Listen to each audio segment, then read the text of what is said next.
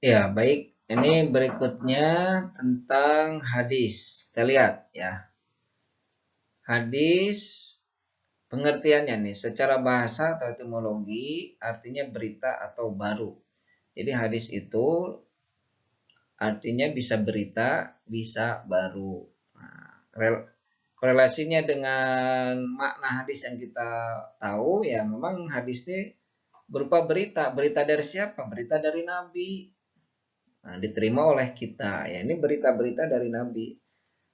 Kan katanya, kata Aisyah, Nabi adalah begini. Kata Abu Bakar, Nabi adalah begini. Itu berita. Tuh. Hadis juga diartikan baru. Nah, kenapa baru? Karena hadis itu um, informasi-informasi hukum yang baru datang dari Nabi setelah Al-Quran. Begitu ya, kalau dikorelasikan dengan makna hadis.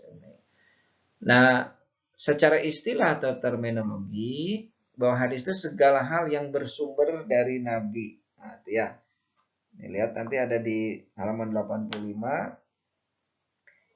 Kullu ma usiro anin Nabi Shallallahu Alaihi Wasallam. Jadi segala sesuatu yang bersumber dari Nabi.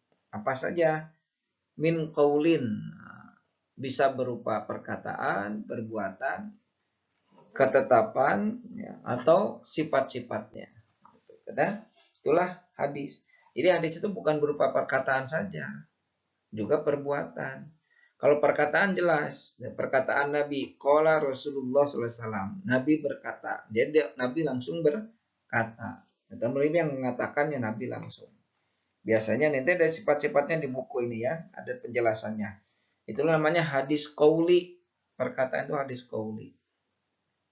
Ada juga hadis yang berupa perbuatan, itu namanya hadis fi'li. Di buku ada cirinya, misalnya ini perbuatan Nabi tapi dikatakan oleh para sahabat gitu, atau istri Nabi, misalkan Aisyah berkata, qalat Aisyah, Aisyah berkata, sami tu Rasulullah, tuh ya.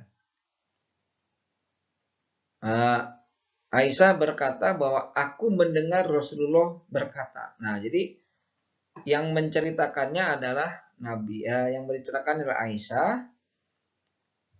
Isinya adalah tentang perkataan Nabi atau tentang perbuatan Nabi, misalnya.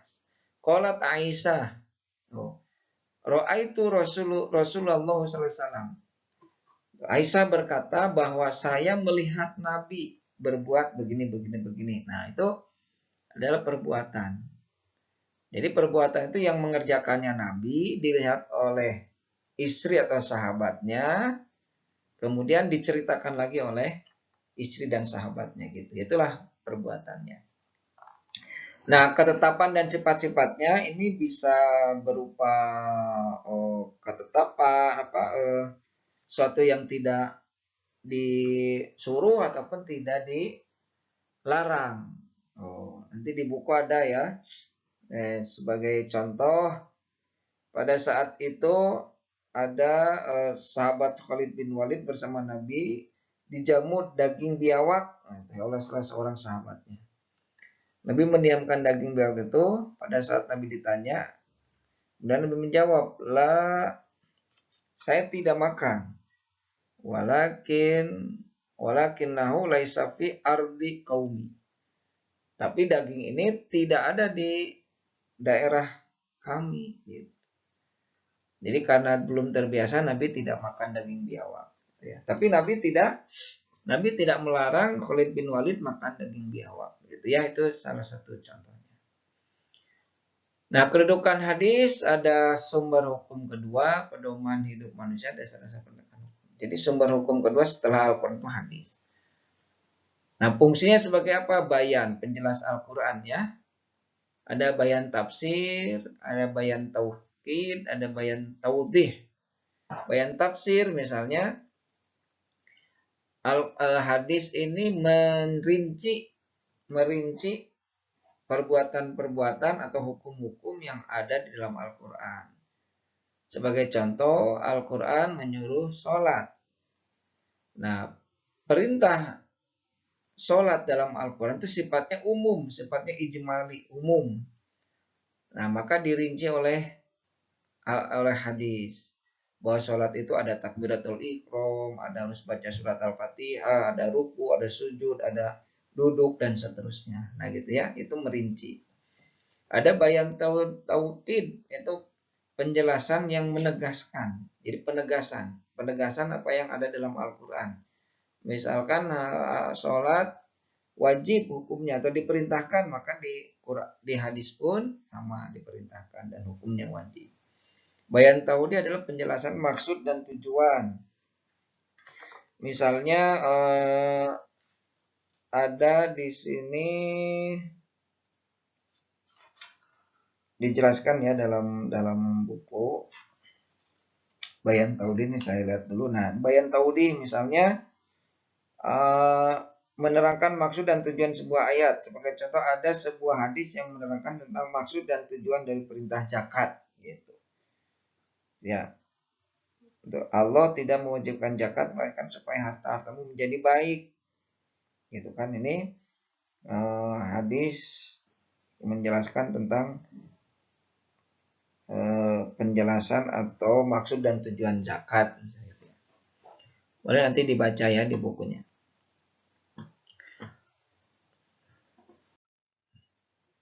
Baik, masih slide tentang hadis. Kita lihat perbedaan hadis dengan Al-Quran. Nah, secara umum memang hadis dan Al-Quran itu berbeda. Tapi bagaimana atau apa saja yang membuat Al-Quran dan hadis berbeda? Satu, dari sisi sifat. Bahwa Al-Quran bersifat qot'i atau pasti benar. Sedangkan hadis bersifat zoni, dianggap benar. Nah, gitu ya. Kalau Quran pasti benarnya. Nah, kenapa pasti benar? Nanti hubungannya dengan sini ya, dengan periwayatan. Salah satunya itu ya. Nanti begitupun zoni dianggap benar ya. Nanti hubungan juga dengan bersifat ahad. Kita nanti bahas ya. Dari sisi redaksional, kalau Al-Quran maksud dan kalimatnya dari Allah. Jadi kalau kita baca alif lam mim dzalikal kitabul la raiba fihi hudal lil muttaqin, itu kalimatnya itu langsung dari Allah.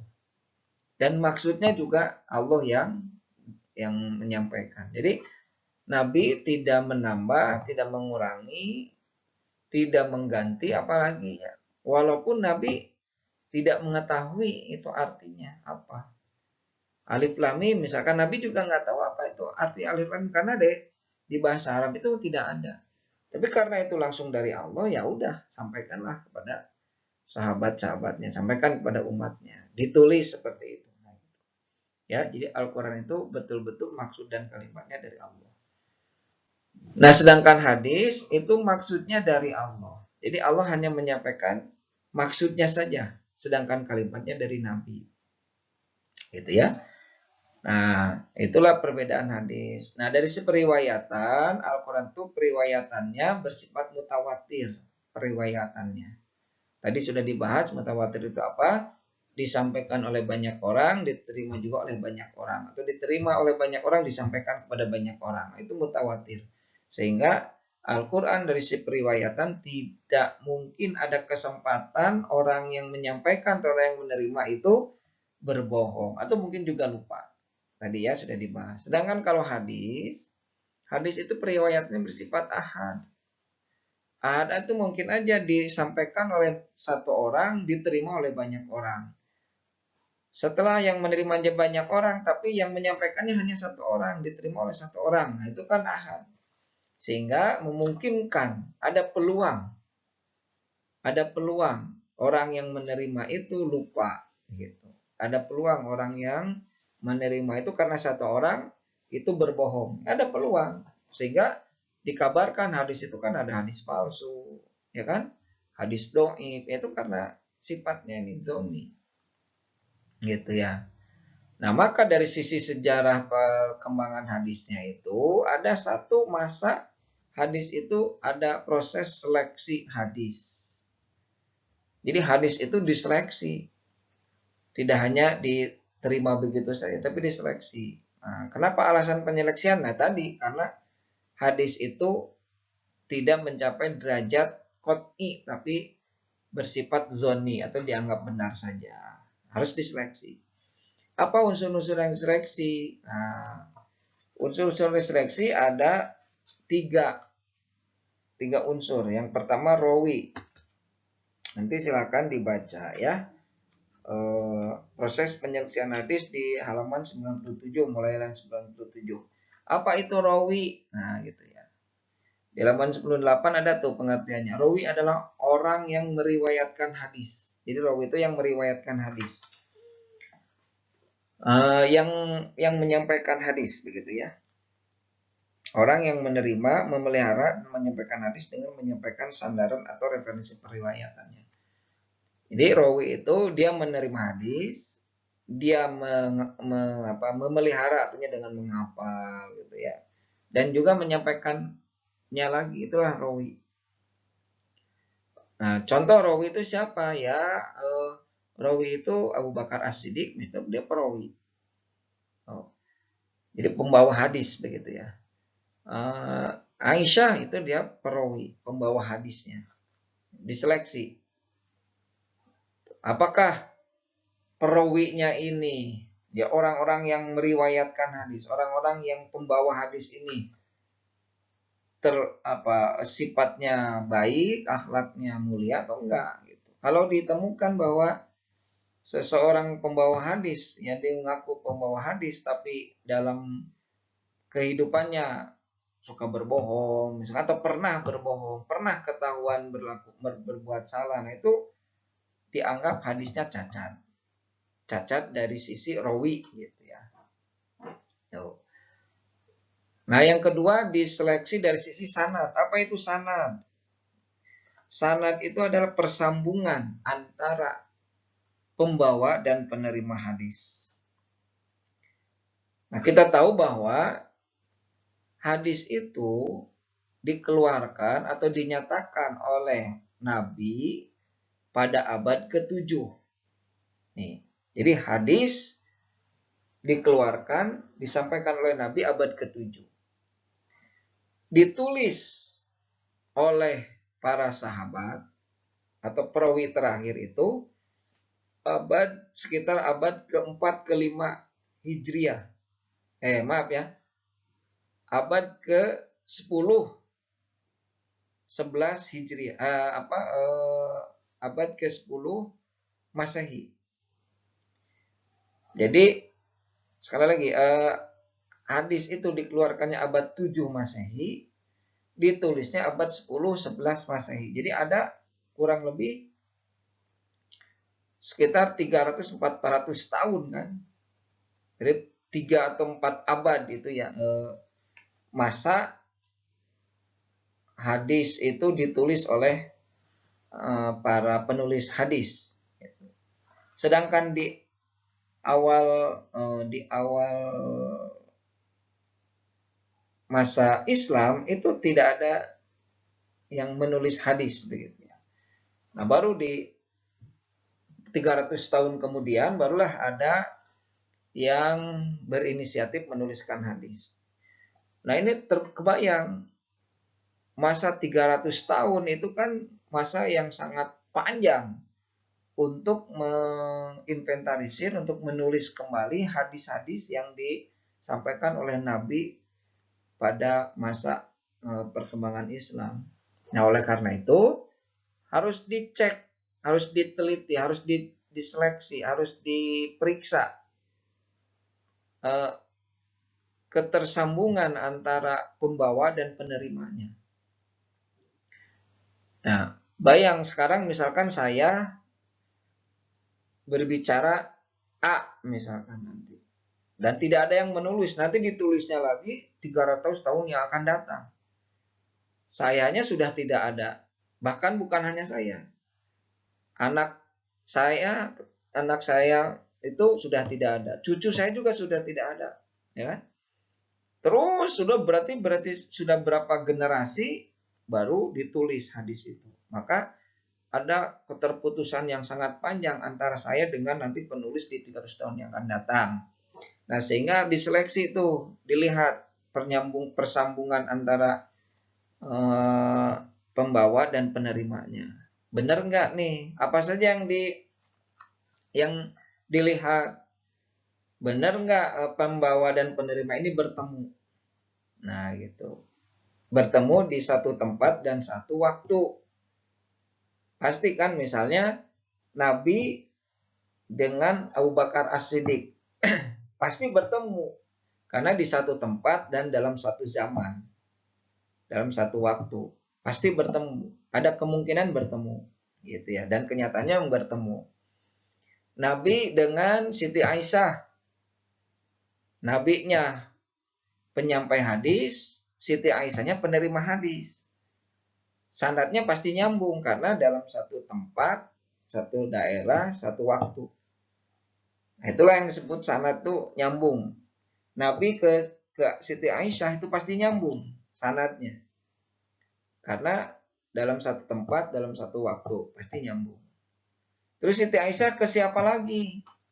Misalkan Siti Aisyah menyampaikan kepada Abu Bakar As-Siddiq. Mungkin aja.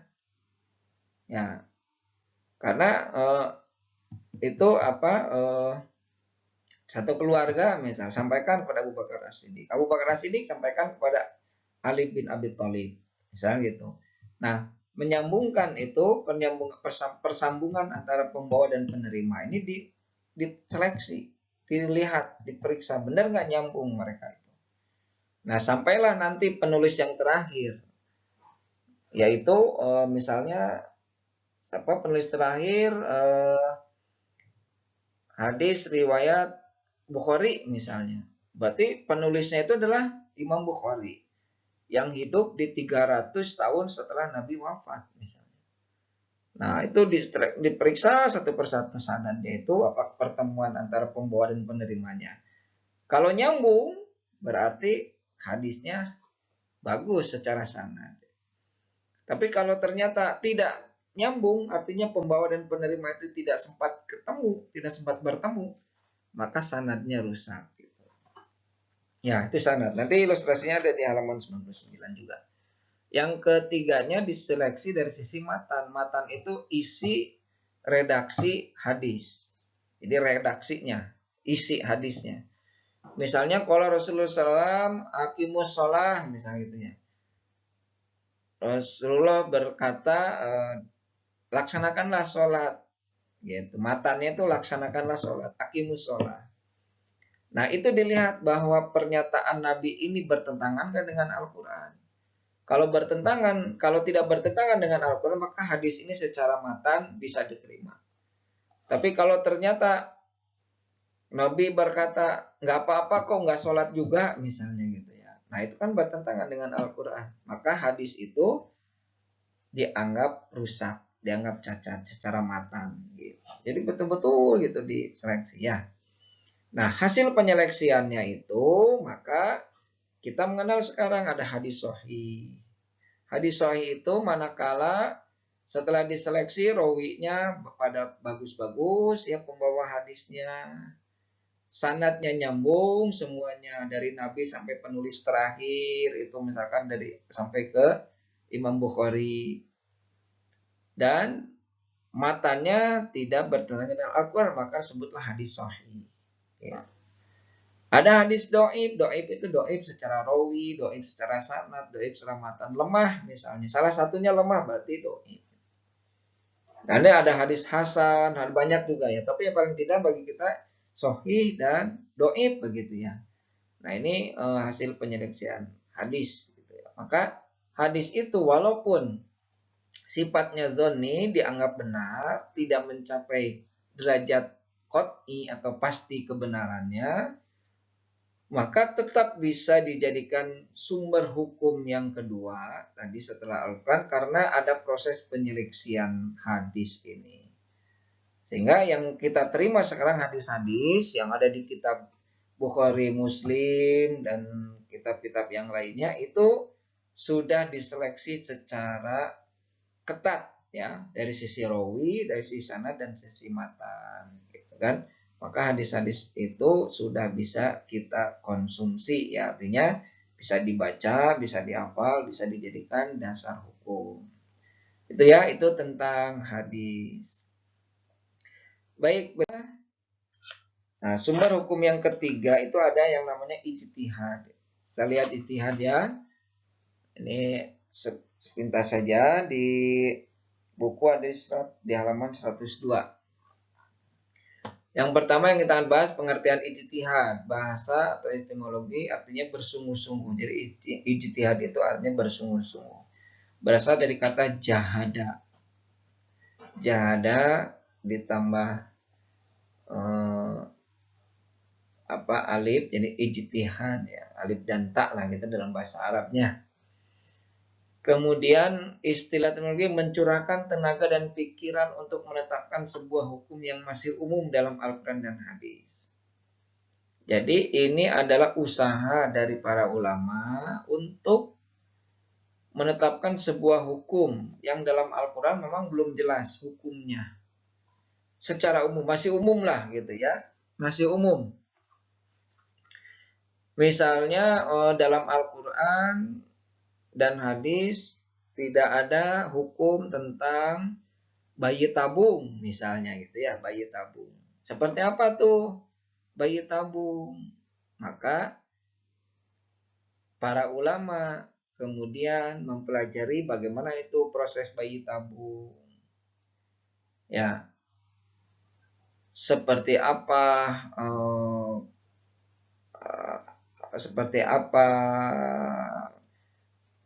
kandungan nanti bayi tabungnya tuh gitu ya. Tuh, maka nanti bisa ditentukan hukumnya seperti ini gitu ya. Jadi harus tahu dulu tuh. Untuk menentukan sebuah hukum harus tahu dulu esensi dari sesuatu itu. Nah, tadi bayi tabung seperti apa? Apa itu bayi tabung? Ya, bayi tabung tentunya bukan bayi di dalam tabung gitu ya. Apalagi di dalam tabung gas, bukan. Tapi seperti apa gitu. Nah, diketahui dulu. Kan di Al-Quran dan hadis juga tidak ada. Pelajari, nanti dikeluarkanlah hukum. Kedudukan ijtihad sumber hukum ketiga, ketentuan hukum Islam, kebebasan menggunakan akal dalam hukum. Nah, inilah kayak nanti. Esensi ijtihad bersifat relatif dan sementara. Nah, mungkin aja ya, ijtihad ini hukumnya relatif. Relatif tempat misalnya di Indonesia mungkin aja hukumnya wajib, tapi di negara lain mungkin aja hanya sunat gitu, karena itu hanya relatif tempat atau relatif waktu. Tahun ini mungkin aja wajib, tahun depan sunnah, mungkin tahun depan dilarang gitu ya. Seperti sekarang lah, sholat itu perintahnya kan kalau sholat berjamaah itu kan sabnya rapat. Tuh. Dan itu diinstruksikan langsung oleh Nabi. Tapi dalam kondisi seperti ini ada ijtihad lain. Bahwa sholat itu sabnya sekarang renggang misalnya. Itu adalah ijtihad. Tapi itu hanya relatif pada saat ada wabah. Setelah wabah selesai, maka kembali kepada hukum asal. Itulah ijtihad itu gitu ya. Tidak bertentangan dengan Al-Quran dan Sunnah, jelas ya. Nggak bertentangan seperti itu ya. Mempertimbangkan motivasi akibat kemaslahatan kemanfaatan tadi. Kenapa harus renggang? Karena ada kemaslahatan dan kemanfaatan yang akan dituju, diharapkan gitu ya. Baik, sikap muslim terhadap ijtihad, pilih yang paling diyakini. Nah, nanti gini ya, hasil ijtihad itu mungkin saja berbeda-beda. Kelompok ulama satu dengan kelompok ulama yang lain mungkin aja berbeda-beda. Maka kalau ada perbedaan ijtihad, pilih yang paling diyakini. Mana nih? Kelompok ijtihad mana yang diyakini? Ya itu udah kita pilih.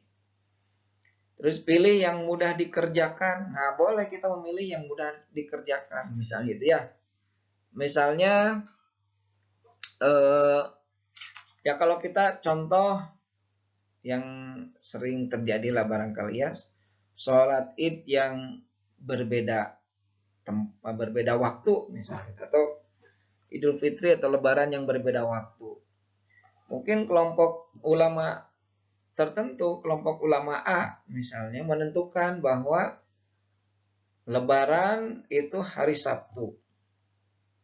Kelompok yang ulama yang lain, misalnya Lebaran itu hari Ahad, hari Minggu, misalnya gitu ya.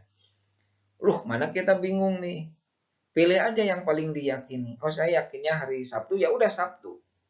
Sholat Idnya hari Sabtu, Minggu tidak usah lagi sholat Id. Gitu ya. Udah lebarannya hari Sabtu. Tuh. Pilih yang mudah dikerjakan. Saya mana antara Sabtu dan Minggu yang mudah bagi kita mengerjakannya itu kerjakan. Saya udah masak nih, udah ini ya paling mudah dikerjakannya itu yang mungkin hari Sabtu aja lah, nggak apa-apa dah. Kita ngikut ijtihad ulama yang hari Sabtu misalnya gitu, nggak apa-apa, silakan. Atau pilih yang mendatangkan maslahat atau manfaat.